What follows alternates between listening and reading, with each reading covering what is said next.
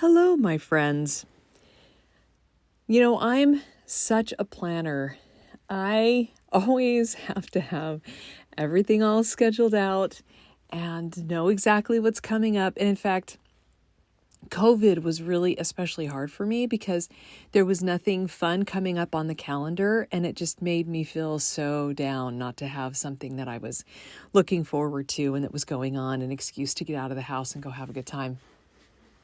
I have, for years, I've drugged my family into the family room, living room on Sundays and made them plan the week with me, sometimes the month and sometimes longer than that. And they mostly try to be good sports, but especially my husband is not much of a planner. Some of my kids aren't really planners. And, to be fair, it does often go pretty long.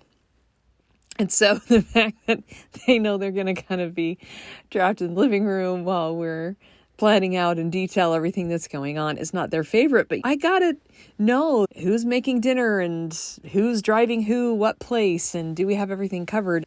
I mean, I can be spontaneous, but I do really like to schedule things and just to have structure and order. And so yesterday we were doing the traditional, okay, let's plan the week, let's plan the month. And I had some ideas around, I've been trying to get this summer going because, it's springtime, and if we don't get stuff booked, then it may fill up for like summer vacations and things like that.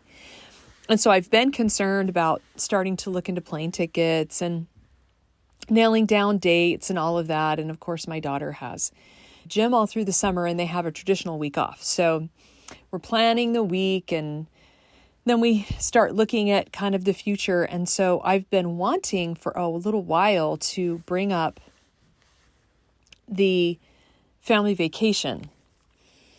And we have been talking for the last couple years about going to Williamsburg in DC. My two kids left at home have never been. And of course, with my son, he's very passionate about all things law and politics and all of that. So it's especially up his alley. And to be honest, I think my daughter would really, really enjoy it as well. She just doesn't realize how much she would enjoy it. So we got to that point where it was time to kind of talk about the family vacation. And maybe they were already a little tired of planning. It hadn't actually been, in my defense, all that long. We'd only been at it for maybe, 20, 30 minutes at that point, which maybe to you seems long, but it's pretty reasonable over at our house. So I started talking about, okay, well, we want to do this Washington, DC and Williamsburg trip. And what I wanted to propose, which was something that Blaine and I had talked about several times, was, should we fly out there and just see those two places, or should we road trip it? Because we're here in Dallas, we're in the middle of the country, and we could probably see, some cool Southern stuff, Civil War stuff and whatnot, historical stuff, but other stuff too, just cool things. I haven't really done my homework yet, so I don't know what all those things are. And so what I wanted to do was start a conversation about, should we road trip this? And if we want to do that, let's start thinking about the places where we'd want to stop. Now, there had already been complaining about different things. My son loves his school, but it's quite a drive, and his schedule is pretty confined and tight, and he wants to have more free time. And so for the last 2 or 3 months, he's been talking about how he'd like to do something different next year, but he doesn't ever actually sit down and actually make a plan. He just kind of complains about it. And it actually costs quite a bit of money for him to go to school there, just because of tolls and gas and everything and wear and tear on the car and uniforms and everything. And then, of course, our daughter's gymnastics is expensive and she's been injured. So we began going to therapy and just all these things that spending a lot of time and money, like supporting tennis and supporting gymnastics. And she has to be on an online private school. If you're a parent, if you're not a parent, just try to imagine yourself there. But it's a lot of sacrifice, and not just in time and money. And I try to tell my kids this, it's a lot of emotional energy, spiritual energy, mental energy to make the things happen that are important to them. And they do their work, they contribute. They're good, responsible kids, but there's been kind of the last few months more and more complaining. And we got to this point in this planning session where we were talking about the trip. And all of a sudden, Camilla's like, I just don't want to do that. And she's complaining about how she doesn't want to go. Or she doesn't want to go on that trip. Or maybe we should go next year. And she doesn't know what she's going to see there. And just gets crabby about it. And Seth has already been complaining about other things. And I don't know, just something about that moment really, really hit me. And I just kind of snapped. And I was like, I kind of got into my, mom lecturing mode and just saying, look, we don't have to go. We'll just not take you. Dad and I will just plan a trip if you're not going to appreciate it and all that kind of stuff. And so I kind of started down that path that is easy to go down, that we seem to all go down a lot. Then it really hit me. There are fundamental reasons why this is happening, and there are principles here that are not being honored, and that is why we're having this problem. And luckily, I was able to, I guess, just years and years of hammering it in my brain and talking about it and teaching it and thinking it, and most of all, just practicing it myself. I was really grateful in this moment because instead of just going off for 20 minutes or raising my voice and yelling at them or feeling out of control or taking advantage of, or all those things that are such a temptation to do in that moment, I did start into my, we'll do this. But then I stopped and I realized, okay, there's some principles that you're not living that are affecting our family. And one of the major ones of those is your ingratitude. And, we've been down to Mexico to serve in the orphanage several times, and we have relationships with those orphans, and we love them dearly, and we have so much compared to them. And I can't remember all the things that I said. But essentially, I tried to help them see that when you're not grateful, nothing is ever enough. You could be living in this free nation and have 2 devoted parents. You could have a belief in God and a relationship with Him. You could have good health and good food and a loving family. I mean, really just absolutely everything at your fingertips. And still be caught up in what you don't like. And be full of ingratitude. And as soon as I started to teach the principle the proper way, instead of everyone feeling negative and defensive, they got really quiet and introspective. And it doesn't always actually go down that way. We are definitely a family that's trying to practice living the truth the best we can. But I said, when you're ungrateful, you're lying to yourself and you're lying to the people around you because you're only looking at one side of the story. You're not actually saying things that reflect reality. And when you focus on the negative, of course, you feel worse. The people around you feel worse. And because we're all creators, because we're children of God, we bring more of that negative to us as we focus on it. That led to a broader conversation about telling ourselves the truth. I told my daughter, I said, these are some of the things that I have heard you say about gymnastics, but actually these are some of the things that you could be saying about it. And they're just as true. In fact, I think they're more true. And I think they're more faithful because they're not what you're afraid of. They're not things out of control.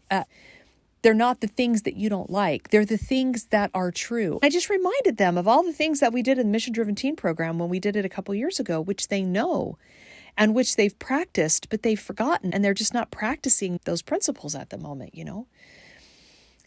I just said, we are responsible for our response to life all the time. That is why everybody reads Man's Search for Meaning and everybody quotes Viktor Frankl all the time, because here's a man in a concentration camp. I mean, it's misery, it's hell. Like, he is living in hell. And he says that basically the concentration camp environment was an irrefutable evidence that we can't always choose our circumstances, and we can't choose the things that happen to us in life, but we can always choose our response. We can always choose to look for the good, to tell ourselves the truth, to be a source of light and faith to the people around us and to ourselves, rather than darkness, negativity, gloom and doom, blame and shame, like all those ugly things. He says there weren't very many of them, but the fact that there were any captives, and there were a few who walked around giving away their last crust of bread and trying to console those that were trodden down and to be a source of comfort, that they were outward looking instead of inward looking, that they were outward focused instead of inward focused, is a testimony to the fact that we can always choose that. And I'm not perfect at it. Nobody's perfect at it. But I was able to cite some examples of some people in my children's lives that they respect and honor, who are this kind of uplifting presence most of the time, who look for the positive, who see the positive, who point out the positive, who tell themselves and other people the truth about what is and what can be from a positive frame of reference, and who are outward looking so that when you're in their presence, you know that you matter. You know that they're thinking about you. You know that they're going to be a light. And so we were in the kitchen doing this planning, and the space, the environment, the atmosphere just got much more quiet and somber as it really sunk in. It was helpful that we learned these things in the Mission Driven Teen. It was helpful that we read scripture and talk about natural law and true principles. It was helpful that they'd been to Mexico and they'd seen firsthand how those orphans live. They know their stories. It was helpful that we had a backdrop. It was incredibly helpful that we had shared language so I could bring them back to, it doesn't have to be this way. We can see the good. We can move toward, we can move toward our goals in optimistic ways. I love Schwartz and Lohr in their book talk about realistic optimism, which I think is just such a perfect way of thinking about this, that we are striving to be in a positive space as much of the time as we can, but in a realistic way. And that's why I love to talk about telling yourself the truth versus affirmations. Affirmations aren't a bad thing, and we do need to set goals and visualize the future. We still need to be creators of the future in that way. And so there's not anything fundamentally wrong with affirmations. They work for people. But in the moment when we're trying to ground ourselves and we're trying to get back to what's real and recenter ourselves, there's no better place to do it than to tell yourself the truth, to focus on gratitude, and to have a realistic optimism that lifts you and the people around you. And these are actions of faith because they are against the natural way of going, right? Like, it's easy to slip into the negative. It's easy to see the bad side of things and to focus on what we don't like and to be ungrateful. It's the faithful thing to choose to control our thoughts and our emotions and our behaviors so that the people around us have a more wonderful life. And frankly, we're the biggest benefactors of all of that because we get to live with ourselves and we're full of realistic optimism. And so we like getting up in the morning and we like our lives because we are looking at the good and seeing the good in that. And so it was really sweet. They both reflected for several minutes and they apologized. And then my daughter, just out of nowhere, how can I help make dinner? And we just started working in the kitchen together, and she was just thinking, and I could tell, she was very, very thoughtful, really taking in kind of the reminders of the truths that we've been trying to teach in our home. And we all need reminders, right? And then after several minutes, she said to me, "Hey, Mom, could you do me a favor?" And I said, "Sure." And she said, "Could we make some kind of plan around I have some kind of consequence if I complain about gymnastics?" And that was just a very mature response from her. It's been hard. I'm not going to sugarcoat it. It's been a hard 6 months for her.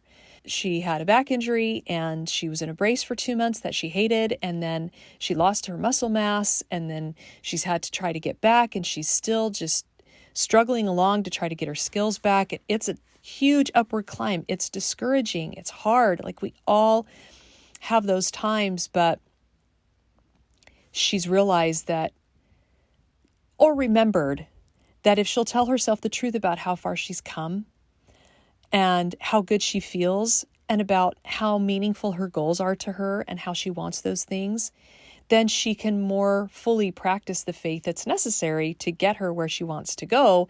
And she's not going to get there on negativity and ingratitude and lying to herself. Because ingratitude is a lot of lying. And we are seekers of truth, and we want to tell ourselves the truth. And we lie to ourselves and to other people all the time in all kinds of micro ways that we just don't even realize. So I just thought I'd share this event at our home. It was helpful for all of us. It was a good reminder to me that I could do better at being more grateful. I could do better at thinking about what really is the truth and striving for more realistic optimism that will help me and the people around me. And so that would be my message to you this week, is think about that and evaluate your own interactions, the self-talk that's going on in your own mind, the things that you're telling yourself and other people. When someone asks you, "How are you?" what's your first response? Because I always want to be like honest and like transparent and all that kind of stuff. And it's so reflective of how am I feeling in this moment. You can think about, what's your response when people ask you how you're doing? What kinds of things do you think about? Have you thanked someone in your life today for how their life has made yours a little bit better? Have you pondered on the myriad of blessings that are yours that you aren't even responsible for? They have just shown up by virtue of where you were born or how you were born, or opportunities that have been given to you, or opportunities that you've taken advantage of, and grateful for choices that you made in the past, and grateful for the choices that you get to make today, because you're a creator.